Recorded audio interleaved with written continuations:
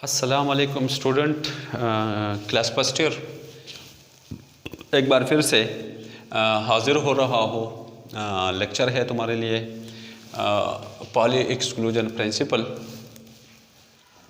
कुछ अरसा तो गायब रहा, ज़ाती कुछ मसरूफियात थी जिसके बिना पर मैं हाजिर नहीं हो रहा था, तो सॉरी करता हूँ। ठीक है, फिर से आप लोगों को खुशामदीद कहता हूँ।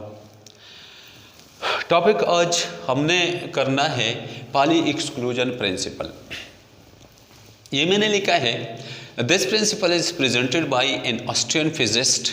ये केमिस्ट नहीं था, ये फिजिस्ट हो। ये बात कि ये फिजिस्ट हो, ये केमिस्ट नहीं था। ठीक है, उन्होंने इन 1925 1925 में उन्होंने ये प्रिंसिपल पेश की थी। और उन्होंने क्या कहा था? उन्होंने ये कहा था, उसका स्टेटमेंट कुछ इस तरह था, according to this principle no two electron in an atom can have the same set of 4 quantum number. किसी एटम के 2 इलेक्ट्रॉन आप ले लें, कहीं से भी आप 2 इलेक्ट्रॉन ले लें, कहीं से भी आप ले लें, उनके चारों के चारों क्वांटम नंबर के भी एक जैसे नहीं हो सकते हैं। मसलन मैं तुम्हें थोड़ा सा बताने वाला हूँ, ये मैंने नीचे किए है, अभी मैं थोड़ा सा बताने वाला हूँ, आपको समझ आएगा, आप फिक्र ना करें, आसान सी बात है, मुश्किल बिल्कुल नहीं है, थोड़ा सा तवज्जो देने की ज़रूरत है। ताहम जो स्टूडेंट ने कंसेप्ट बनाया हुआ है वो थोड़ा सा एक्सप्लेन करना पड़ेगा। लेट फॉर एग्जाम्पल, तुम्हारे पास मैग्नीशियम का एटम है, तो मैग्नीशियम के लिए आप लिख देते हैं, तो मैग्नीशियम का एटॉमिक नंबर 12 है, तो इसका मतलब ये है इसमें 12 इलेक्ट्रॉन है सॉरी। तो इसका न्यूक्लियस, ये इसका न्यूक्लियस है और ये इसका पहला शेल है। इसके बाद ये इसका नेक्स्ट शेल है जिसमें 8 इलेक्ट्रॉन होते हैं। ठीक है, और फिर इसके बाद आप करते हैं, इसमें कितने इलेक्ट्रॉन होते हैं? 2 इलेक्ट्रॉन होते हैं। अब ज़रा देखने की कोशिश करो, ये इसका पहला शेल है और इसमें ये S है, तो दोनों के दोनों इलेक्ट्रॉन S शेल में चले जाते हैं। दोनों के दोनों इलेक्ट्रॉन कहाँ पर जाते हैं? S शेल में। ये यहाँ पर मैं लिख देता हूँ कि ये इसका S शेल है और दोनों इलेक्ट्रॉन S में चले गए। इसके बाद इसका नेक्स्ट शेल शुरू होता है जिसमें क्या होता है? 8 इलेक्ट्रॉन है, तो इसमें ये एक S ऑर्बिटल है, ठीक है, और एक P सब शेल है, S सब शेल। तो P में कितने इलेक्ट्रॉन होते हैं? P में 6 इलेक्ट्रॉन और टोटल के 8 इलेक्ट्रॉन इसके इस तरह होते हैं। तो अब क्या हुआ? अब ये टोटल 2 S में चले गए और 6 P में चले गए। ठीक है, इसके बाद इसका नेक्स्ट S शुरू होता है, तो इसका नेक्स्ट शेल शुरू होता है, तो इसमें सिर्फ 2 इलेक्ट्रॉन चले जाते हैं, तो वहाँ पर जो 3s है ये 2s है और ये 2p वाला है, ये px, py एंड pz है और ये 3s है। अब ये आपने क्या करना है? आप यहाँ से इलेक्ट्रॉन ले ले, किसी ऑर्बिटल से ले ले, कोई बात नहीं, आप किसी ऑर्बिटल से इलेक्ट्रॉन ले ले। आपने इसी ऑर्बिटल से इलेक्ट्रॉन लिए हैं, ठीक है। एक इलेक्ट्रॉन आपने ये वाला लिया जिसका क्लॉकवाइज स्पिनिंग करता है और दूसरा वाला एंटी क्लॉकवाइज स्पिनिंग करता है। पहले वाले का आप देखें, पहले वाले इलेक्ट्रॉन का आप लोगों ने, पॉली ने क्या कहा था? पॉली कह रहा था कि किसी एटम के अंदर जब आप 2 इलेक्ट्रॉन लेंगे, किसी ऑर्बिटल से ले ले, सेम ऑर्बिटल के 2 इलेक्ट्रॉन ले ले या डिफरेंट ऑर्बिटल के 2 इलेक्ट्रॉन ले ले, उनके जब आप क्वांटम नंबर्स देखेंगे तो कम से कम एक क्वांटम नंबर इसका डिफरेंट होगा। 2 भी डिफरेंट हो सकते हैं, लेकिन एक क्वांटम नंबर मस्ट डिफरेंट, यानी इनके चारों के चारों क्वांटम नंबर कभी सेम नहीं हो सकते हैं अगर स्टैंडर्ड हालत हो।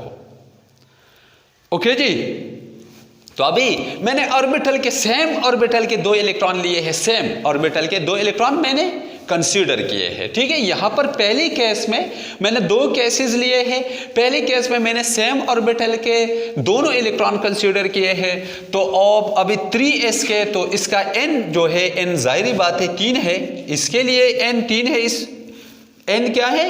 3 है। और इस नीचे वाले इलेक्ट्रॉन के लिए जो दूसरा इलेक्ट्रॉन है ये वाला जो है इसके लिए भी n 3 है। इसके लिए अगर जाहिर बात है s ऑर्बिटल के लिए l का वैल्यू 0 आता है तो ये 0 है और यहाँ पर भी 0 है। अब देखो m हमारे पास इसका क्या आता है m 0। याद रखो अगर ये pz है तो pz के लिए m का वैल्यू क्या है 0 है, लेकिन px के लिए ये प्लस और माइनस हो सकता है प्लस वन और py के लिए ये माइनस 1 हो सकता है, ये हो सकता है। लेकिन ये चूंकि pz मैंने कंसीडर किया है अभी मैंने क्या लिया 0 लिया और s प्लस हाफ। ठीक है, अब देखो नेक्स्ट इसके लिए n सेम है, n 3 है, l 0 होगा, m भी 0 आप ले ले। ठीक है, क्योंकि हमने z लिया है। लेकिन इसका s जो है जो स्पिन क्वांटम नंबर है वो एंटी क्लॉकवाइज जो माइनस हाफ होगा। What does it mean?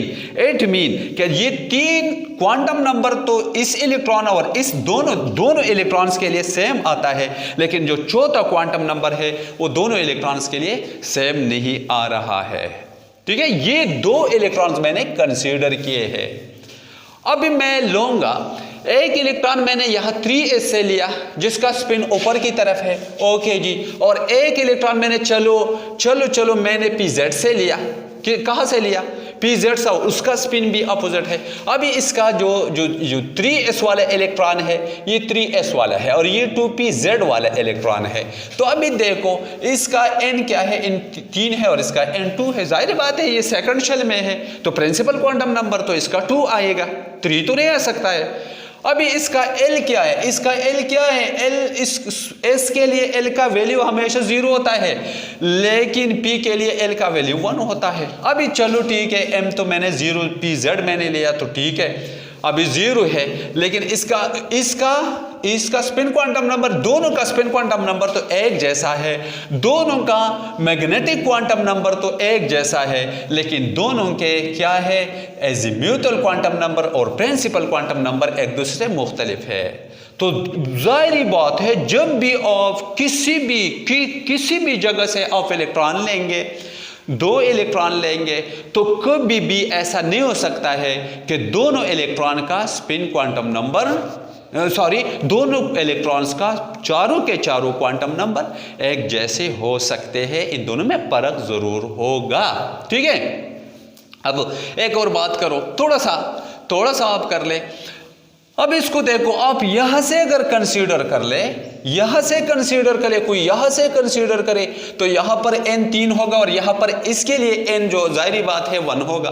ठीक है, तो डिफरेंस आएगा और मजीद एक्सप्लेनेशन की आई थिंक जरूरत नहीं है। हाँ, लेकिन एक बात आप याद रखो, जब भी किसी ऑर्बिटल में आप 2 इलेक्ट्रॉन्स और दोनों का अगर स्पिन एक ही तरफ हो, ठीक है, तो उस सूरत में फिर चारों के चारों क्वांटम नंबर एक जैसे आते हैं और फिर ये पॉली एक्सक्लूजन प्रिंसिपल के बिल्कुल अपोजिट अमल होता है। जब सेम ऑर्बिटल में 2 इलेक्ट्रॉन्स आप लेंगे और दोनों का स्पिन एक ही तरफ हो, तब जाके पॉली एक्सक्लूजन प्रिंसिपल के खिलाफ जाता है और ये MCQs आ सकता है, ये पॉली एक्सक्लूजन प्रिंसिपल के खिलाफ है। Okay, thank you, see you next time with next lecture. अस्सलाम वालेकुम।